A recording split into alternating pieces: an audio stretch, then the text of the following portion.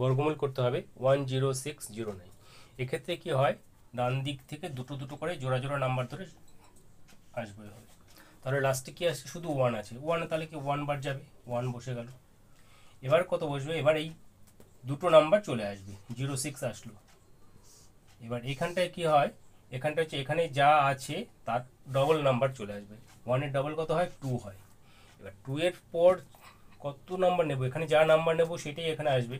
এখানে যদি 1 নেওয়া হয় তাহলেই সেটা এখানটায় 6-এর থেকে বড় হয়ে যাচ্ছে। সেক্ষেত্রে কি করব, এই 09টাকেও বসিয়ে দেবো।